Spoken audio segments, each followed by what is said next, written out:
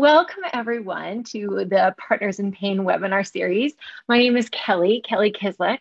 I'm a pharmacist here in the province. I work in Saskatoon at the Mac IOPS Clinic. It's a chronic pain clinic here in Saskatoon. And I'm also a member of Sask Pain. I'll tell you a little bit more about that organization in a bit.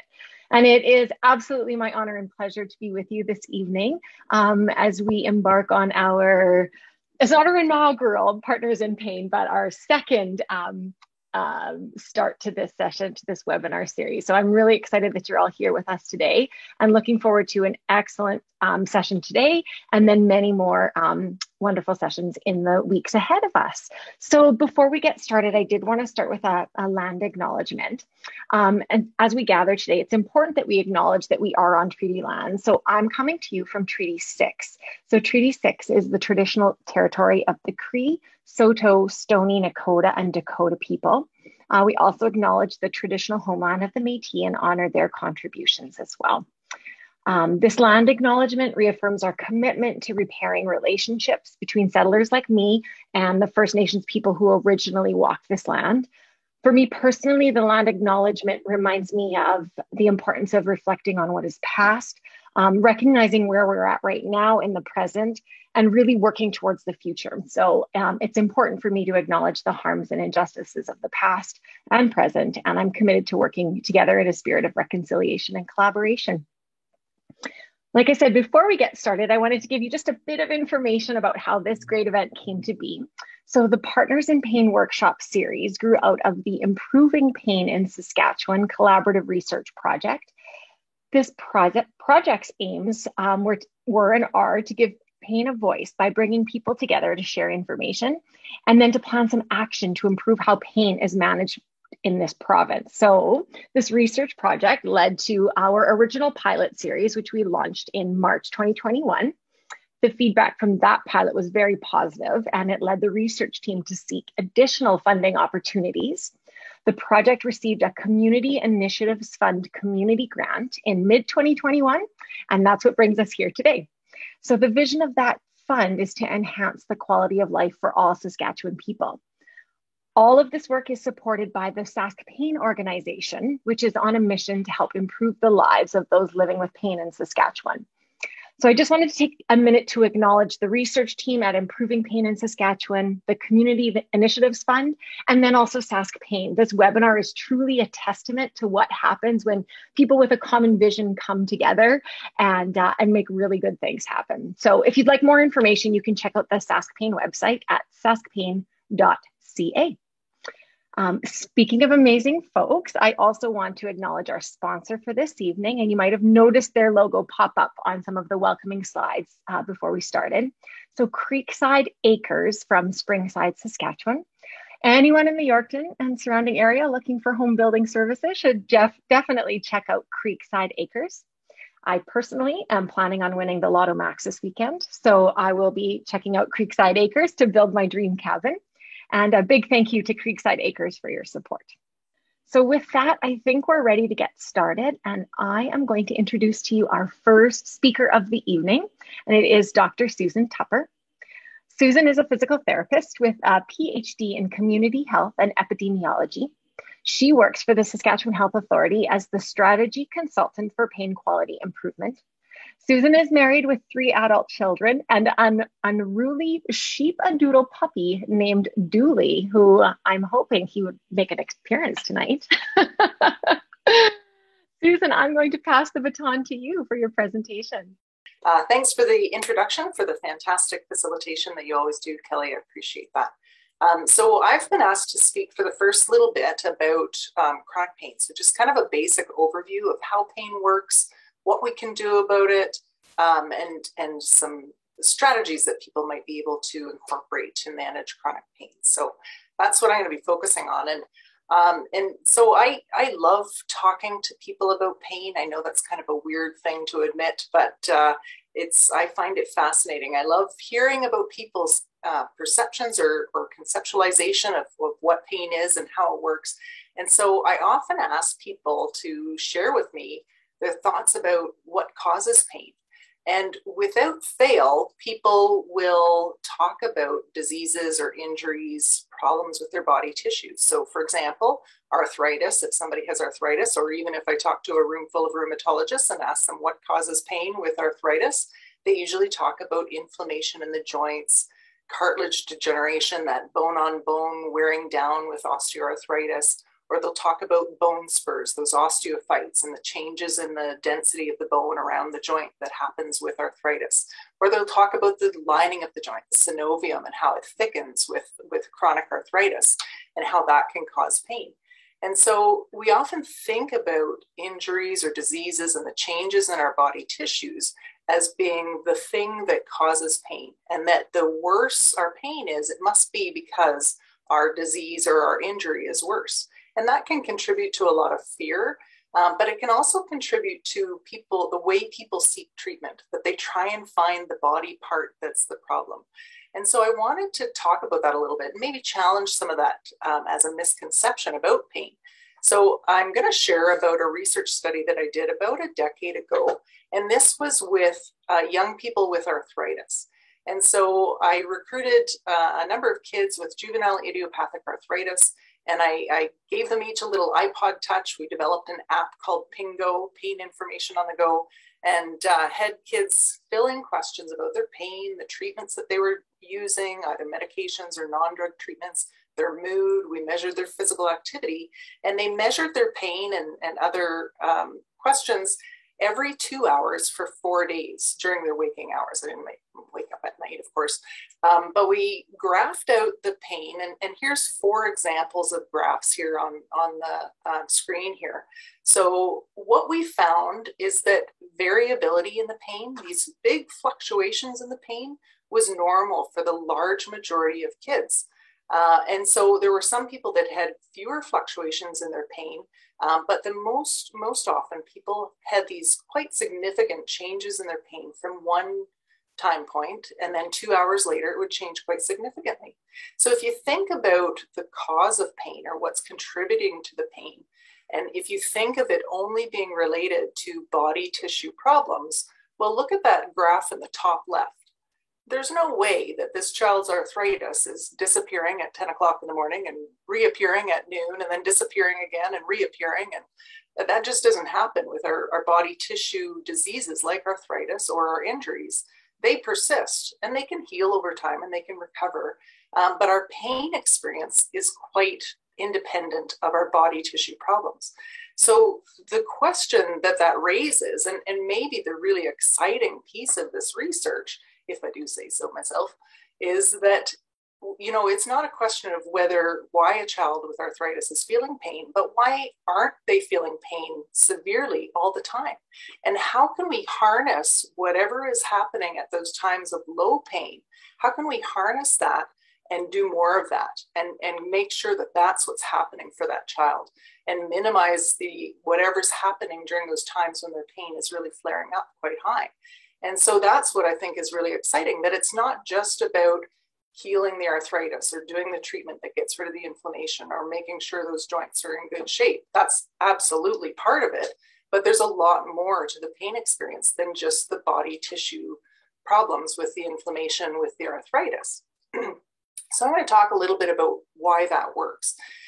So pain is not just about the biological or the body tissue issues like inflammation, but it's also produced because of and influenced by psychological factors like our mood and our attention, and also social and environmental factors as well. So the biological, psychological, social, and environmental, or biopsychosocial, if you want to shorten it down, those factors all work together to influence pain, and these are also influenced by pain. So someone's mood is definitely affected by pain for sure. So let me explain how that works a little bit. So we have throughout our body a network of nerves, and here on the right of this slide is an image of without the rest of the body, and the way it's the brain, the spinal cord, and the nerves running out to the tissues, and down this low it would be going to the person's foot. So we have this network of nerves, and if you want to throw around a fancy word at a dinner party, these nerves are called nociceptors. and nociception is what they do. So what they do is they detect threat or damage to body tissues. So absolutely, the more inflammation we have, the more body tissue damage we have, the more these nociceptors are firing.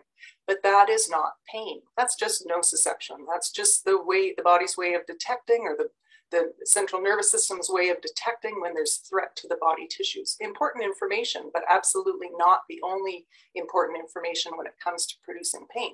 So that information, those nociceptors, are danger signals. So they go to the spinal cord. At the level of the spinal cord, those nerves interact with dozens of other nerves. In fact, at that, where they enter the spinal cord, the nerves that go in account for about 1% of the nerves in that area.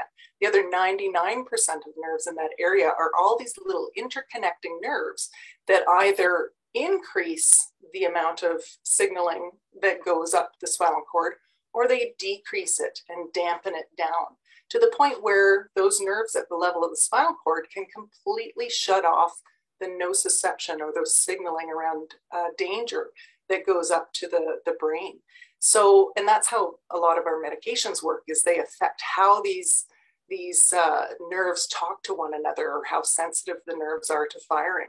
So this happens, this kind of modulation or change in the signaling that happens at the spinal cord also happens at the brainstem and the higher centers of the brain. And there's about 20 different areas of the brain that are responsible for working together and communicating with one another to produce the experience of pain. But in the meantime, these nerves, or the brain, the spinal cord, are not just kind of sitting there waiting for some body tissue thing to happen. In the meantime, the brain is also communicating with the spinal cord to work kind of like an amplifier on an electric guitar. So either the brain will tell the spinal cord, crank it up, we want more of that information. I'm feeling kind of threatened. I want to make sure that I don't miss anything that's potentially dangerous. And so it cranks up. And you know how when you crank up an amplifier on an electric guitar, you get that screechy reverberating noise? That's kind of what's happening in chronic pain. But the brain can also communicate back down to the spinal cord to turn down the volume. And so this changing experience, that's what happens with chronic pain, is it's not just about the danger signals that are coming in. The central nervous system, the spinal cord and the brain, they change both in their patterns of firing, how the nerves communicate with one another, but also the structure, the numbers and types of nerves in the spinal cord, and the ways, the patterns of activity in the brain change. And these changes, these longer term changes that affect the sensitivity of the nervous system, we call plasticity. And plasticity is something that can be good or it can be bad. An example of bad plasticity is chronic pain. So the nervous system becomes more sensitive, it fires more readily. Good plasticity can also happen as we do the things that help to settle down the nervous system. We can change it so it becomes less prone to firing, so less sensitive. So there's a little bit of recycling that goes on when we're working with chronic pain. Not that you can throw out your nervous system and get a new one. You have to work with the materials that you have and remake them and remodel them, use that plastic and turn it into something slightly different. So how we do that is we work on resilience factors. We increase those factors that make our nervous system more resilient, and we reduce the factors that are the risk factors that make our nervous system more sensitive.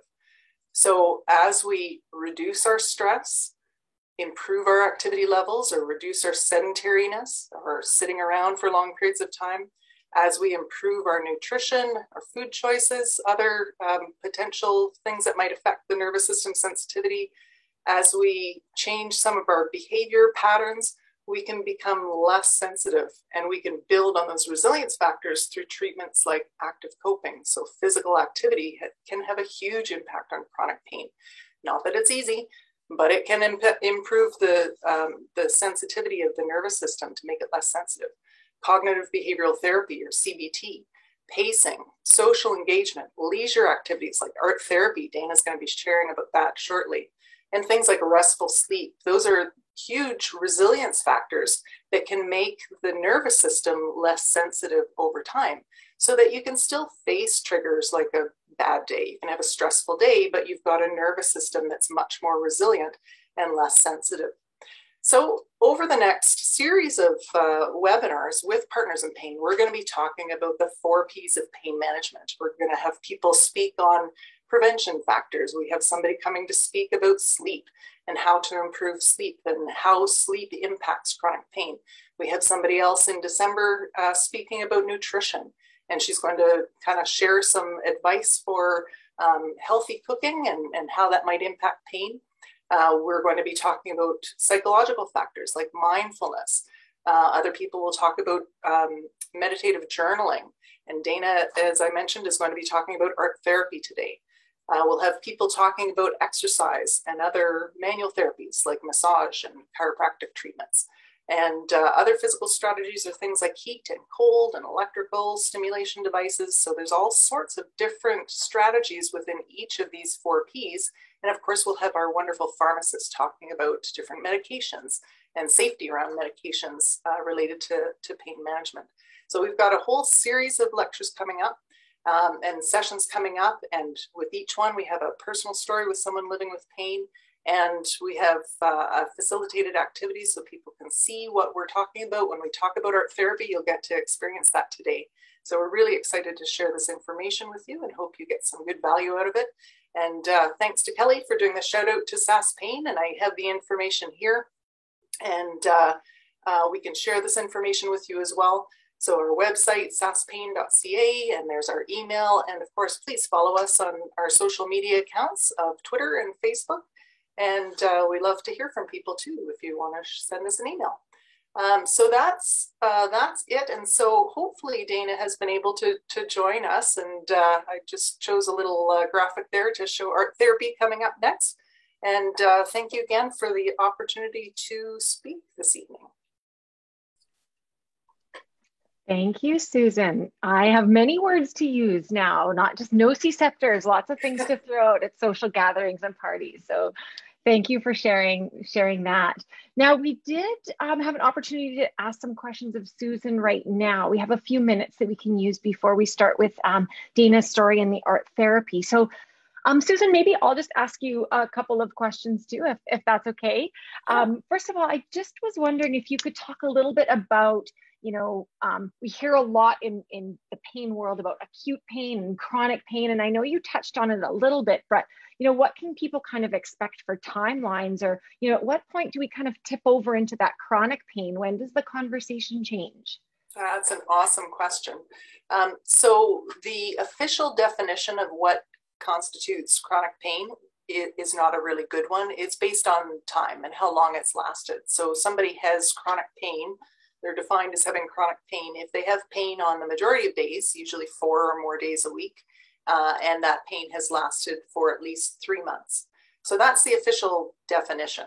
And loosely, that's based on stages of tissue healing, thinking that if you have an injury, the majority of tissues will heal within 3 months, although we know that's not true, right? And then there's things like arthritis that are chronic diseases that would contribute to pain long term. So it's not a great definition. Another way of defining it is pain that lasts longer than expected. Well, again, how do you define that, right? So interestingly, when I talked about the sensitivity of the nervous system, we know that there are characteristics that predict whether or not someone is more likely to live with or experience chronic pain in their lifetime. Partly it's genetic. Partly it's the things that they've been exposed to over their lifetime, stress being a huge one. And so with these different factors that influence the sensitivity of the nervous system, even if someone doesn't live with chronic pain, but they have a surgery or they have a car accident, based on their characteristics, we can predict whether or not they're going to transition to chronic pain. So people can influence their likelihood of getting chronic pain before they even get it.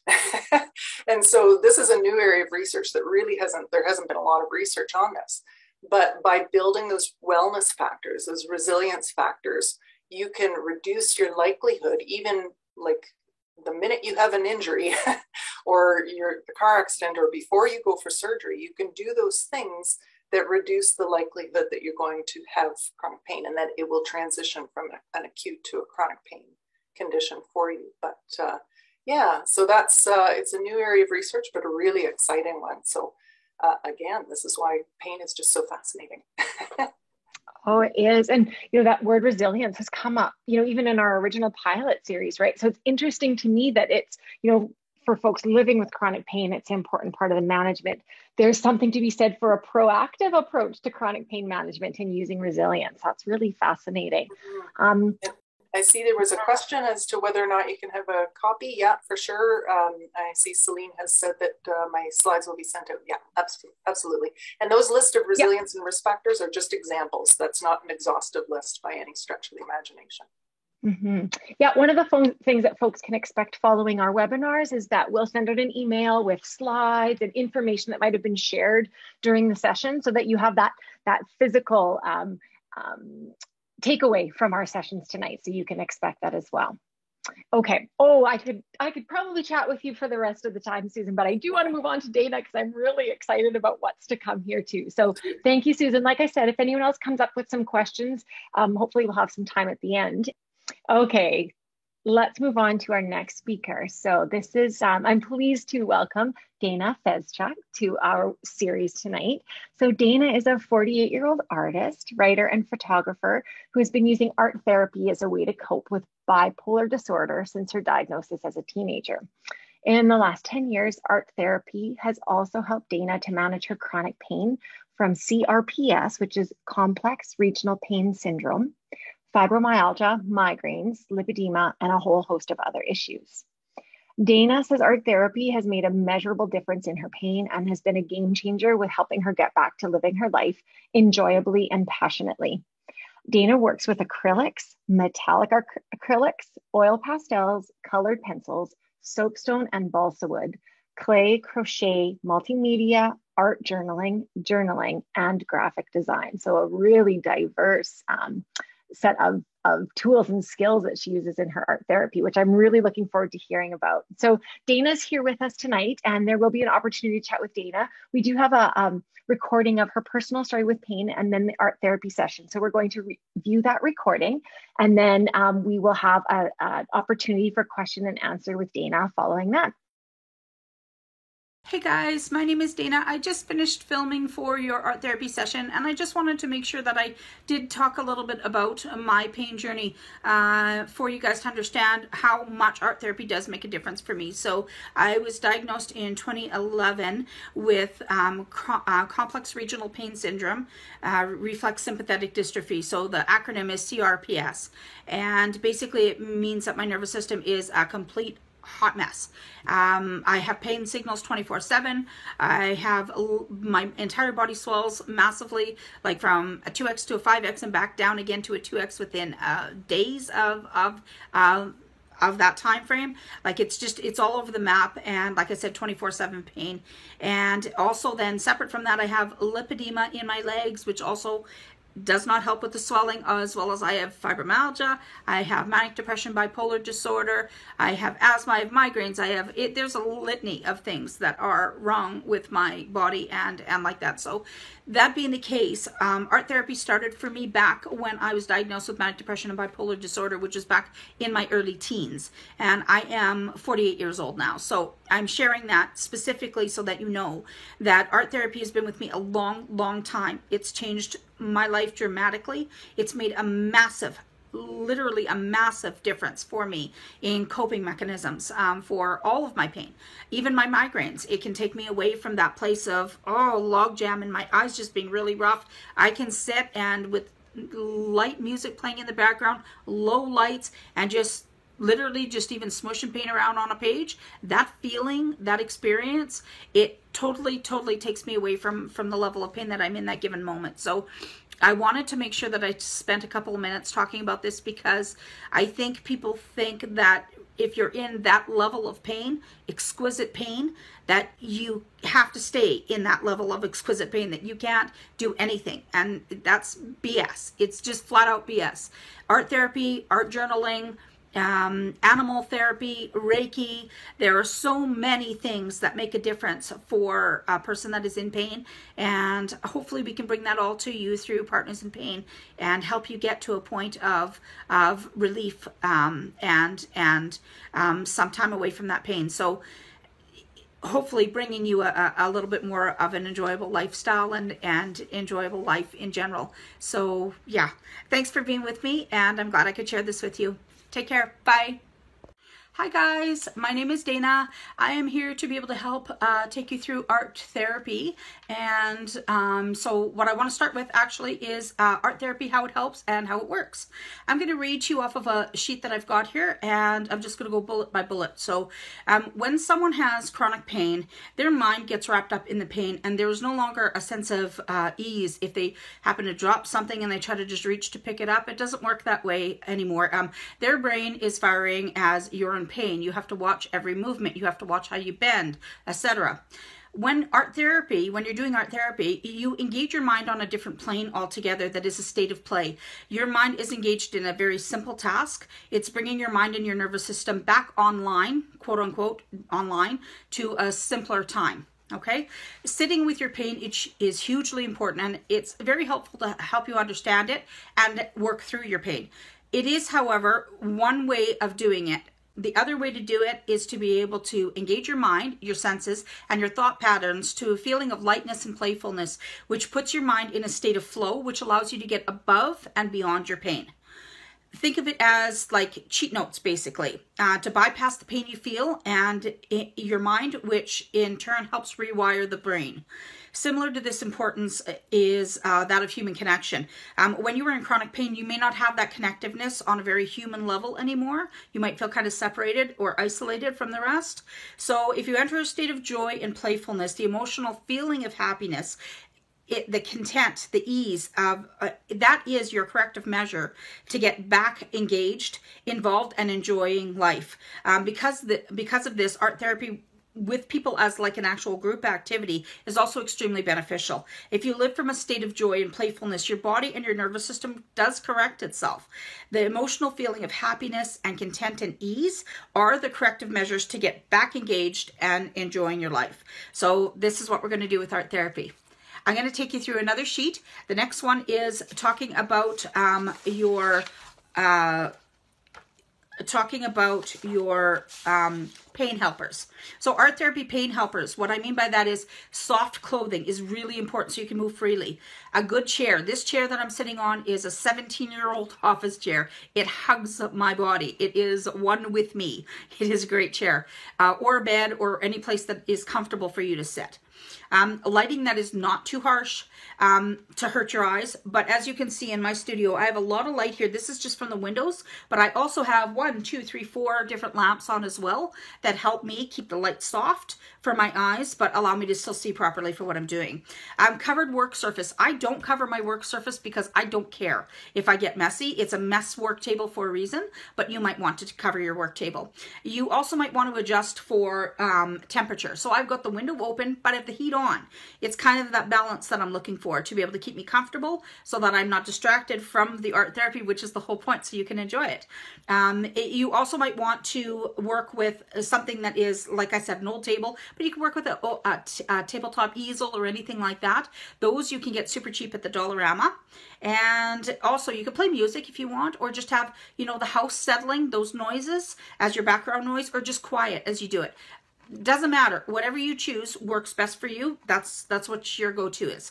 And the next thing that you want is a timer. You can have it on your phone or just an egg timer, whatever, just so that you can have it go off periodically to remind you that you need to make sit-stand breaks and position changes. Otherwise, you could lock your body up into an uncomfortable position because your mind, again, is at play and it's not really paying attention. That's the whole point. You take your mind away from the pain. But if you don't have those timers set, you can cause yourself an issue. So you got the balance again. And then the last thing you want is clearly marked beverages. This is really, really important. So this one I've got as a G2. It's not a G2 bottle, but it's a Gatorade bottle with water in it. This I drink out of, and why that's important is because I have a Diet Coke bottle here sitting here with water in it. This is my art water. And it matters the most when you have something that is like sitting out like this, because I have a container for water as well that is just like really awful looking. But if I don't have this separated, I can end up doing something like I did one day, which is I reached for iced tea that I had in here, and I unfortunately grabbed and drank my paint water. So you want to make sure that it's very, very clearly marked. That's all I got for now. I've got a list of art supplies that you need for today, and I'm just going to put that up on the screen. Thanks. We'll get started right away. Okay guys, we're back. This is your art supply list. I'm going to take you through it. So there's the list. I'm just going to read them off and show you as I go. Here's your piece of cardboard that you're going to need. It doesn't matter what size technically, but I asked you guys to get about 8.5 by 11 or a little bit larger, or a thick piece of paper. There's your paint water that you'll need. I pointed that out earlier. There is your 3 craft paints and your thin paintbrush, your skinny tipped paintbrush, your glue stick, scissors, tape. Oh, I got a snack on there, and hydration. Thick markers. And here next to me, I've got my whole stand of markers and other goodies of pencil crayons and more paint. And I've got all the supplies that I need basically right at hand.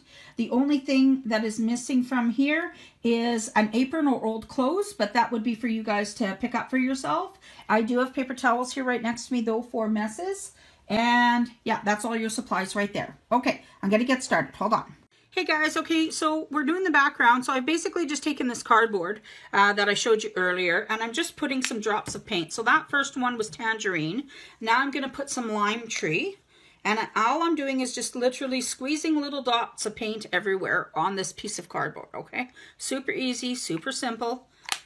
Okay, next up, I'm going to put, that was lime tree, this is French blue. And these are the 3 colors that I chose for the background today, for my background today. And just randomly, just drop them everywhere. It doesn't really matter. There's no rhyme or reason. And if you get paint everywhere on you, that's the point. Have some fun with it. So how we're going to do this background is super simple. We are going to take a piece of cardboard, okay, and we are going to run it down over the paint drop. So you'll see what happens there. It gets quite textured. Now you'll see obviously it's not covered the whole page. So what I'm going to do is I'm just going to simply turn this so that you can still see everything on camera there. And I'm going to run this the opposite way now. That's going to give a bit more texture. That's going to get that paint dragged around on it. Okay. Now your next step is, because that didn't cover everything, but you might want to, you know, just a little bit more punch of color. You can choose one of those same colors to go back with. Choose a corner to put it on. So I'm going to put it on this corner, just drop a chunk on there. And then what you're going to do is you're going to take just a random paper towel, and you're going to pick some of the paint up and just get it in the areas that you didn't get paint on before. So basically your end result there, what you're looking for is getting added punches of maybe your favorite of the 3 colors. And it's just going to cover the rest of your canvas, which today is the cardboard. Okay, so super easy, super simple, not a difficult task or hard to do in any way. But the nice thing about it is you're getting right in there, like with your hands and like that, which is part of the fun. That's getting to that level of playfulness that you kind of want to engage your mind on. So you can see it's not still covering the whole area, and I kind of want that because I want to go in with one more color. I think maybe the hint or the added pop of green. So this was a cardboard that was to do with pop cans. It was a pop can flat. So now that I've got more orange on there, I think I'd like to add some more green, but I want it done in a particular way. So I'm going to take it right on my fingertips, just like that. And I'm literally going to go in on the rounds, almost making them look like bubbles, okay? There is no wrong way to do this. There's no right way to do this. There's just flat out fun. Get in there, get your hands dirty. Playfulness is the key. You're going to run it over whatever area you want to see that added punch of color, okay? This is just the areas that you're going to feel that you want a little bit more dabs in there. Okay, so the nice thing about art therapy is because it is so forgiving, There is nothing to fear. If this doesn't work to your mind when you're done and you're looking at it and you're thinking, yeesh, or gosh, that's really not what I wanted, then you know what? It's pretty simple. Paint over it. It's not rocket science, and it doesn't need to be. It's super easy for a reason. And it's, like I said, the fun factor. When was the last time you played with paint on your hands? I mean, come on. So let's just get this. I'm going right to the edges, kind of. And yet, it doesn't really matter if I get all the way there, because the end result is it's cardboard. If I don't like my edges, I can cut it down, and I can make it whatever, you know, size I want, or if I want to actually get it to be really straight, fine edges rather than just torn corrugated cardboard, then I can actually cut it down enough that I can make it fit into a frame. So that could be the end result of your artwork. You can see also my artwork right now. This particular one is bowed. It's kind of bent up a little bit. That's okay. We're going to flatten that out later. Doesn't matter. It's very forgiving. Okay, so for the most part, I've got this background covered now with the colors that I wanted, and I'm going to move on to the character. So what you need to do for that is just simply make sure that the area is dry. So I'm going to put the camera on hold for a minute. I'll come back as soon as it's dry. Okay guys, so the background was done and it looked like kind of like that graffiti look. So now I'm dropping in the images that I want. Now in the supplies, I asked you guys to get some cutouts if you wanted. If you don't feel comfortable drawing or doing anything of that nature, that's fine. Just you can put a heart or a silhouette or an animal, just glue it right down. That's why I had in the supply list for you to have your glue stick on hand and your paintbrush, your thin paintbrush, because this will do the wording later on.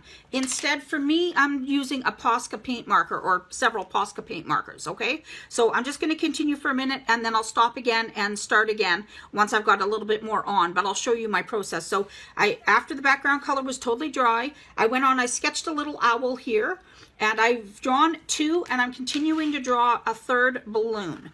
Okay, so up top here, I'm just doing these balloons for a reason. They're going to be what I drop my actual words into when I get there. Okay, so we're just finishing up that balloon there. And now once I've done that, this one is a green one, a orange one in the center, and a purple one here. So now, before I do the detail on the owl, I want to drop this color in. So I'm going to show you how quick and easy that is. You're going to take a different color than you used in the beginning, which was the first three that you used on your background. You're now going to take a different color, and you're just going to literally use your hands and spread the paint on with that, rather than a paintbrush. Okay, I'm literally just smushing it on. And yes, that will be our technical term today, is smushing. So look how easy this is, and yet playful and fun. You're just going to literally fill the balloon with the color. We'll go back and do like a line around it later to really punch it up. But right now, I just want you to get that color in, and I want you to use your fingers. Get that sense of play and that sense of fun going. See, and it actually covers really quite easily and nicely. If you want it to be even brighter or a little bit like more coverage yet, then you just go over to second coat, okay? So there's my green in there. Now, I want you to see this. I'm actually gonna, normally I take this and I would wipe it on a cloth or something, but me in my studio, that's what you might do. For me in my studio, I usually just wipe it on my top, okay, but that's me. So now next is the orange.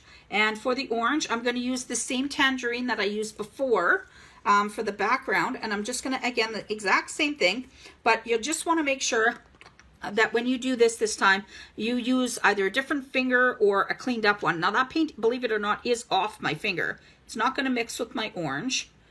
Okay, so I'm just going to, again, dab on, get it on there, and then just smush it around and get that orange really popping on there.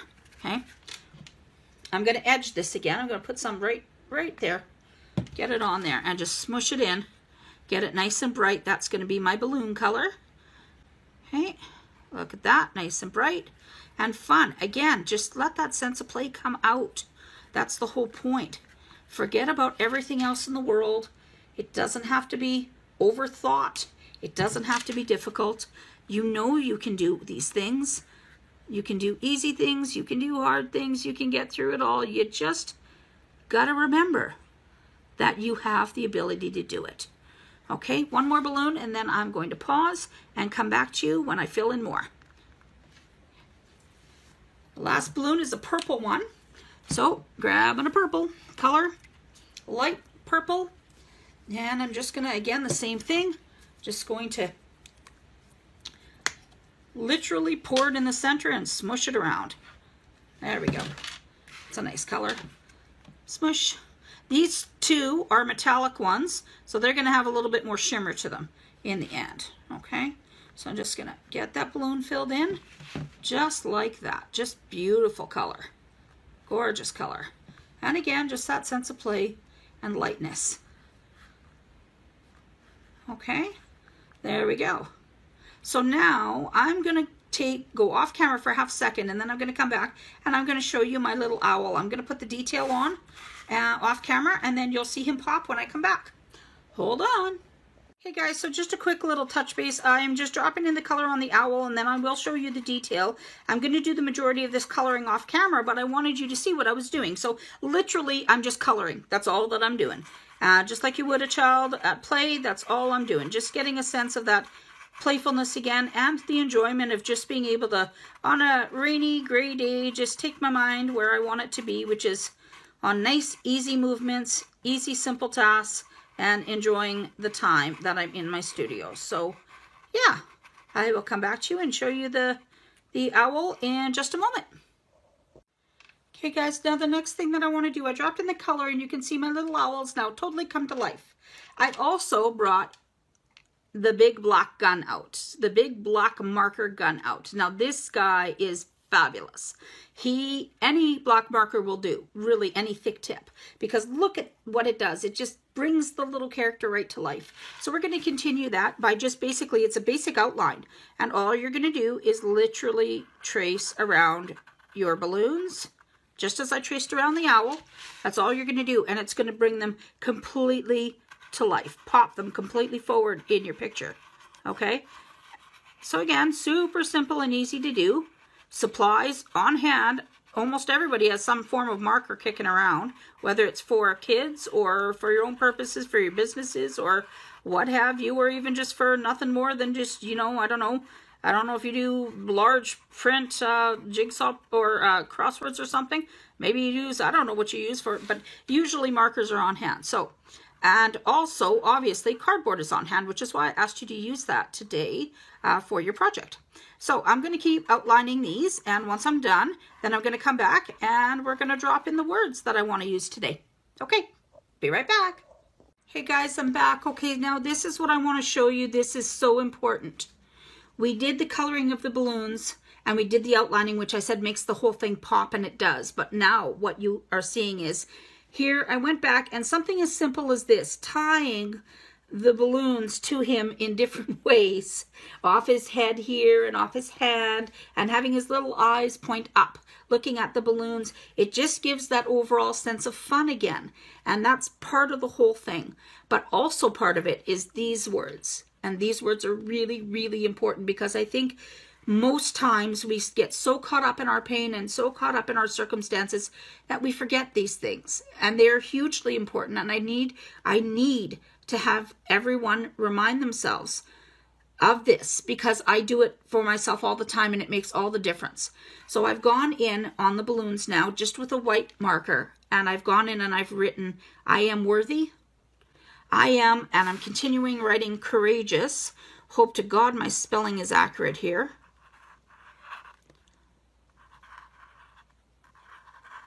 If not, I will go back and fix it. I am courageous, and I am strong. I want that in there for lots of reasons, because I think it's so easy in our pain, in our times of really, really down, maybe even depressed. I have manic depression and bipolar disorder. It's really hard to stay on top of it. But you know, we have to have these reminders. We are strong. We are courageous. We are able to do things. We just have to not be so overwhelmed. We just got to take that step back. And I'm hopeful that when you see this and you see how easy it was to come together, the background drop in, the character drop in, going over the lines, very simply, the balloons, doing the outlining there, the little strings down, and then the words. Look how simple this was. This was a piece of cardboard not that much long ago. And now look at it. It's a beautiful piece of artwork that you can stand somewhere. You could even cut off this outside edge and you could frame it. And it's just a nice little reminder of what we need to remember for ourselves. It's really important for us to be able to remember these exact statements, these exact words. So I'm very glad that you guys were here with me today. The last thing, and one of the most important things always, is whatever artwork you do, whatever time and effort you've put into something, make it your own. Absolutely make it your own. So the very last step is, I'm going to sign my artwork. You can print it, you can write it, but always, always claim it. It is yours. You've created this. You might not have known or thought that you had a creative bone in your body, and you don't necessarily need to, but you can certainly learn how. I'm glad that you guys were with me today. I hope you enjoyed this session. I'll be bringing more different mediums to each session as we go, and I'll try to get better with filming. It's one of my first few times through, so I hope you bared with me and see the finished product, and I hope you were able to have that sense of play and that sense of fun as we went. And I hope you had at least a few minutes of this time away from your pain. Thanks for being with me. Bye. Yeah, that was amazing. Thank you. And for one of your first times filming, that was phenomenal. How amazing it was to watch you do your art therapy. And I was just enthralled. I had some supplies, but I couldn't stop watching you. And when you put the messages, I am worthy, I am courageous, I am strong, like that was just sucker punch. So amazing, Dana. Thank you for sharing. Something that stood out for me is you commenting on just separation and isolation and how chronic pain can bring on those feelings, and looking for that connectiveness and finding that connection in your art therapy. I'm wondering if you could just speak a bit more to this. And I heard you say words like playfulness, and any thoughts that you wanted to share with our group around that? Absolutely, for sure. There are the isolation for me. When I first got my diagnosis, I had, unfortunately, a systematic falling apart in my life, not only from the diagnosis itself, but from support services and just a whole pile of things that kind of fell off to the wayside for me. And I really struggled. And art therapy for me was my go-to. It was my saving grace. And so the isolation for me, it really pulled me back and connected me and grounded me, the art therapy.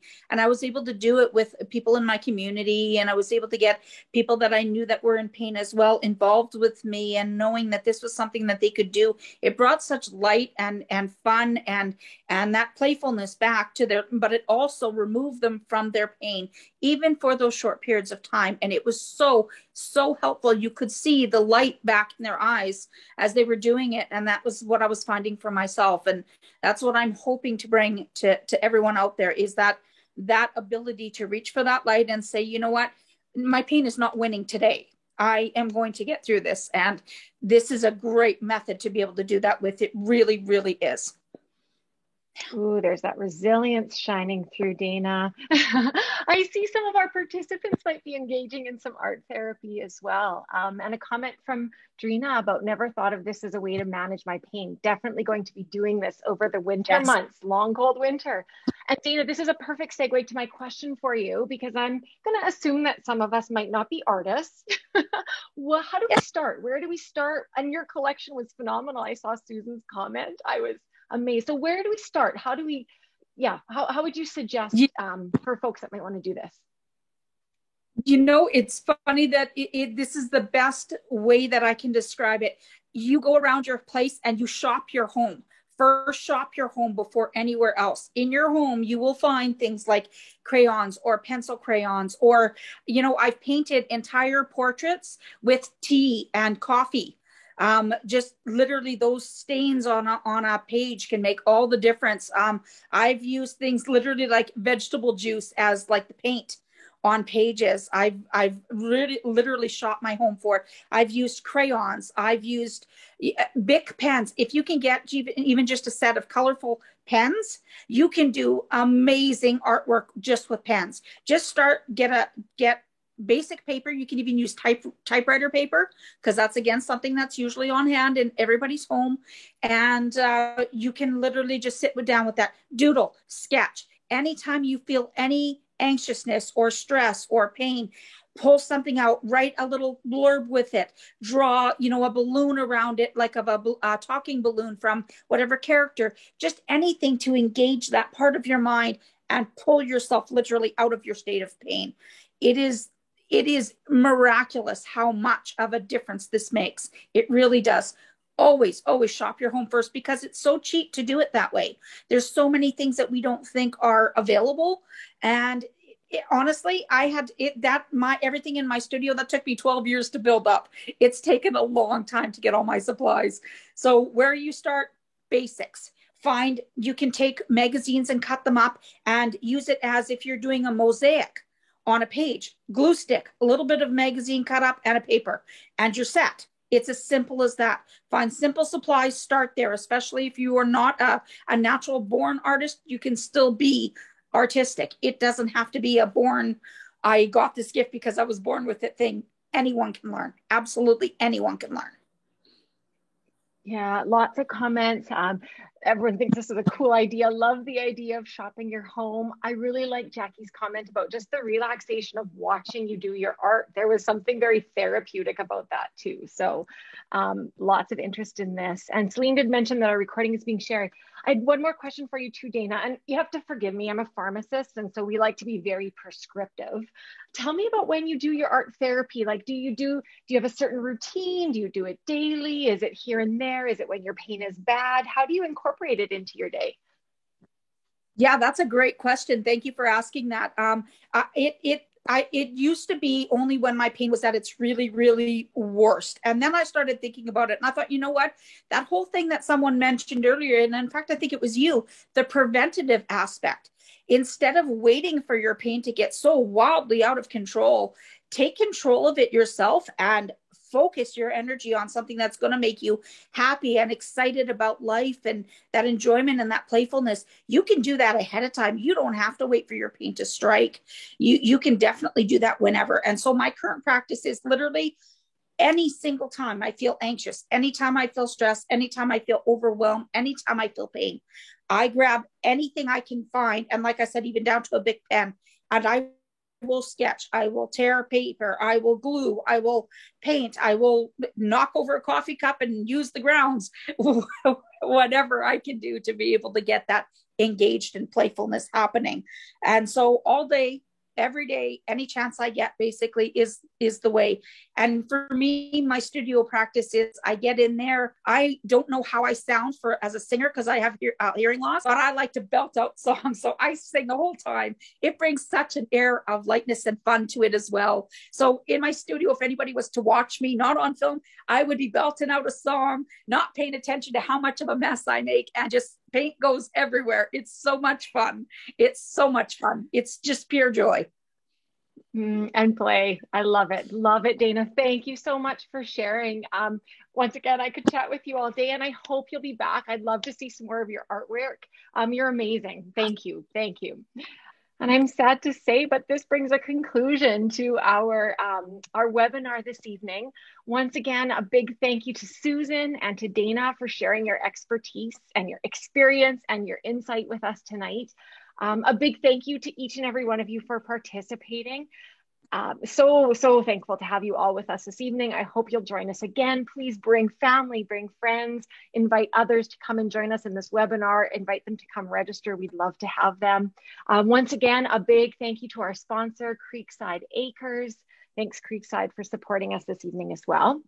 Our next webinar is scheduled for Wednesday, October the 6th at 2 p.m. So an afternoon session. We're going to alternate afternoons and evenings, hopefully to be able to catch as many folks as possible. And our theme for that webinar is relaxation. So our education session and our activity are going to focus on how relaxation fits into chronic pain management. I don't know about you, but the perfect thing for me to do at 2 p.m. in the afternoon is relaxation. So I'm looking forward to this one. Like I said, please share this information about the webinar with your family and friends and social circles. With that, like I said, looking forward to seeing you all in a couple of weeks' time for our next session.